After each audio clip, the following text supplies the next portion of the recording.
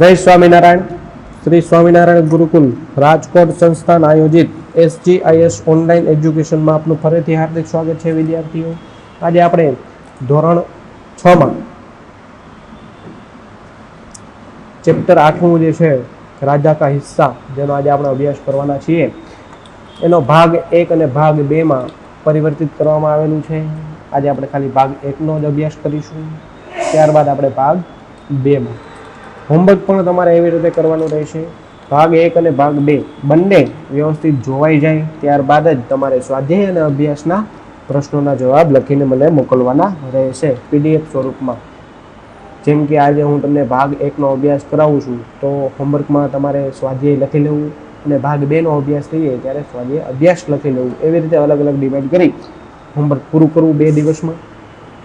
રાજા કા હિસ્સા પાઠની શરૂઆત કરતા પહેલા આપણે આ પેરેગ્રાફનો અભ્યાસ કરીએ, જેથી કરીને આપણને ખ્યાલ આવે કે આ પાઠમાં શું કહેવામાં આવેલું છે. इस कहानी में एक प्रजावत्सल राजा का वर्णन है. राजा प्रजा की कठिनाइयों में हमेशा उसकी मदद के लिए तत्पर रहते हैं. પાઠમાં આપણને શું જાણવા મળ્યું કે એક પ્રજાવત્સલ એક રાજાનું વર્ણન છે, અને રાજા જે પ્રજાની બધી કઠિનાઈઓ જે છે, જે મુશ્કેલીઓ જે છે, એની મદદ કરવા હંમેશા એ તત્પર જ હોય છે. કે જ્યારે મુશ્કેલીઓ આવે ત્યારે પ્રજાના હિતમાં દરેક મુશ્કેલીઓને દૂર કરવા માટે તે આગળ જ હોય છે. રાજા ભોજની વાત કરવામાં આવેલી છે વિદ્યાર્થીઓ. તો આપણે જોઈએ આગળ પાઠની શરૂઆત કરતા કે રાજા ભોજ बड़े प्रजावत्सल थे. वे स्वयं राज्य में घूमकर प्रजा की कठिनाइयों એટલે કે એની मुश्किलों જોઈ कठिनाइयों को देखा करते थे और उन्हें यथासंभव એટલે કે એનાથી જેટલું થાય, જેટલી મુશ્કેલીઓ એનાથી દૂર થાય એ બધી દૂર કરતા હતા. यथासंभव दूर किया करते थे. एक दिन राजा अपनी रानी के साथ रथ पर सवार होकर राज्य का परिभ्रमण कर रहे थे. वे राजधानी से बहुत दूर निकल गए. उन्होंने देखा कि एक खेत में एक किसान हल जोत रहा है, मगर उसके हल में एक ही बैल है. दूसरे बैल के स्थान पर उसकी स्त्री हल खींच रही थी. विद्यार्थियों, આપણે શું જોયું કે એક દિવસ રાજા એની રાણી સાથે રથ પર એના રાજ્યનું પરિભ્રમણ કરી રહી હતી.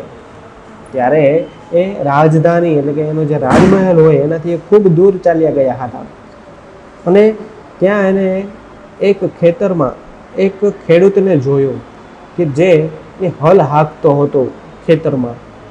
તો એ ખેતરમાં હલ હાંકતામાં એક જે ઓલે ગાયું રાખવામાં આવે છે, બળદ જેને બાંધવામાં આવે છે હળમાં આગળ, તો એમાં એક જગ્યાએ તો બળદ હતો, પણ બીજી જગ્યાએ એની પત્ની હતી, એટલે કે એક સ્ત્રી કે જે હલ હાંકી રહી હતી. આગળ આપણે જોઈએ કે राजा भोज ने रथ को रोका और किसान के पास जाकर कहा, भले आदमी, तुम यह क्या अत्याचार कर रहे हो? क्या अत्याचार कर रहे हो? भला कहीं स्त्री को भी हल में જોતા જાતા હે. શું કહે છે વિદ્યાર્થીઓ? એમ કહે છે કે હે ખેડૂત, તો આ શું અત્યાચાર કરે છે? કોઈ સ્ત્રીને આવી રીતે હલમાં જોડવામાં આવે ક્યારેય, કે સ્ત્રીને આ બળદની જગ્યાએ બાંધવામાં આવે અને પછી તું હળ હલાવે છે? આવો અત્યાચાર કેમ કરે છે સ્ત્રીમાં? આવી રીતે આપણે ચિત્રમાં જોઈએ છીએ વિદ્યાર્થીઓ કે અહીંયા રાજાનો રથ પડ્યો છે, રાજા પણ આપણને દૃષ્ટિમાન થાય છે, અને ત્યારે ખેડૂતને કહે છે કે આ સ્ત્રીને કેમ તું બળદની જગ્યાએ રાખે છો અને હલ હકાવે છો? આવી રીતે આગળ એ રાજા અને પ્રજાની राजा भोज ने रथ रोका और किसान के पास जाकर कहा, भले आदमी, यह तुम क्या अत्याचार कर रहे हो? भला कहीं स्त्री को भी हल में जोता जाता है? तो किसान ने क्या कहा राजा से कि मेरा एक बैल मर गया है, दूसरा बैल खरीदने के लिए मेरे पास धन नहीं है, अगर खेत न जुताओ तो मैं खाऊंगा क्या? कहकर किसान पुनः अपने कार्य में लग जाता है. किसान पुनः अपने कार्य में लग गया. उसे क्या पता था कि उससे बात करने वाला कौन है? राजा ने कहा, अरे भाई जरा सुनो तो, जो कहना है मेरे साथ चलते चलते कहो, मेरा काम क्यों रोकते हो? કિશાન ને ऐसा कहा રાજા को. તો વિદ્યાર્થીઓ, આજ સુધીનું દ્રશ્ય આપણે જોયું કે એક ખેડૂતને ખબર નથી કે એની પાસે એક રાજા આવીને એનો રાજા આવીને એને પૂછે છે કે ભાઈ કેવી રીતે આમ કામ આવો અત્યાચાર કરે છે. તો એને જવાબ પણ આપે છે કે મારો એક બળદ મરી ગયો છે, તો હું આ ન કરું તો બીજું શું કરું, અને આ ખેતરનું કામ ન કરું તો મારે ખાવું શું? આવી રીતે કહી એનું હળ પાછું હલાવવા માંગે છે. અને રાજા એને કહે છે ભાઈ થોડુંક સાંભળ તો ખરા. તો એમ કહે છે કે તમારે જે કંઈ કહેવું હોય એ મારી સાથે ચાલતા ચાલતા કહો. એવી રીતે વાત કરે છે. અને આગળ જતા राजा भोज उसके साथ साथ चलने लगे. अपने काम के प्रति किसान की लगन देखकर राजा भोज बहुत प्रभावित हुए. वह बोले, भले आदमी, इस प्रकार तुम्हारी पत्नी थक जाएगी और थकावट की वजह से वे कोई दूसरा कार्य भी नहीं कर सकेगी. किसान बोला, तो फिर तुम ही बताओ मैं क्या करूं?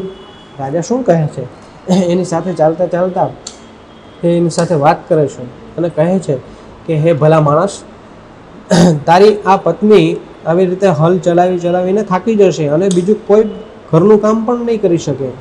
તો એ ખેડૂત કહે છે કે તો તમે મને કહો હું શું કરું? તો રાજા કહે કે तुम मेरे साथ चलो, मैं अपना एक बैल तुम्हें दे देता हूँ, मगर इतनी देर मुझे काम रोकना पड़ेगा, तुम ही बोला बैल लान दो. કિશાન બોલા. રાજા શું કહે છે ખેડૂતને કે તું મારી સાથે આવ, હું તને એક અલગથી એક બળદ આપું છું. તો કિશાન શું કહે છે કે ખેડૂત એમ કહે કે ભાઈ ત્યાં સુધી તો મારે આ કામ અટકી ગઈ ને, ત્યાં સુધી મારે શું કરવું? ત્યાં સુધી તમે રહ્યો हाँ बड़द बनीने. अच्छा ऐसा करो, तुम अपनी पत्नी को रथ के पास भेज दो, वह मेरी पत्नी से बैल ले आएंगी, तब तक मैं तुम्हारा हल में जोतूंगा. राजा ने कहा, શું કહે છે કે હા કાંઈ વાંધો નહીં, તારા પત્નીને કહે કે ઓલા રથ પાસે જાય અને મારા પત્નીને સાથે જઈ અને આ બળદ લઈ આવે, ત્યાં સુધી હું આ બળદ આ હલ ચલાવું છું. આવી રીતે વાતચીત કરે છે. તો વિદ્યાર્થીઓ, ભાગ 1 આપણે અહીંયા સુધી જ આપણે રાખીએ કે જ્યારે આપણે જોયું કે એક રાજા અને એક ખેડૂત કેવી વાતચીત કરે છે અને પોતાનું હલ હલાવવાનું કહે છે. હજી એ ખેડૂતને ખ્યાલ નથી કે એનું હલ હલાવવાની વાત જે કરે છે એ એના રાજ્યનો રાજા છે. જ્યારે એને ખબર પડશે ત્યારે એ શું એનું રિએક્શન હશે અથવા તો શું એનો પ્રતિભાવ હશે એ આપણે ભાગ 2માં જોઈશું. આજે આપણે ભાગ 1 અહીંયા સંપૂર્ણ રીતે પૂરું કરીએ. સ્વાધ્યાયના પ્રશ્નો અને અભ્યાસના પ્રશ્નો તમારે હોમવર્કમાં PDF સ્વરૂપમાં મને મોકલવાના રહેશે વિદ્યાર્થીઓ. ત્યાં સુધી આપણે જય સ્વામિનારાયણ. ભાગ 1 અને ભાગ 2 સંપૂર્ણ રીતે તમારી જાતે વાંચવો અને સ્વાધ્યાય અને અભ્યાસના પ્રશ્નો વ્યવસ્થિત જોઈ લેવા અને લખી લેવા. જય સ્વામિનારાયણ વિદ્યાર્થીઓ.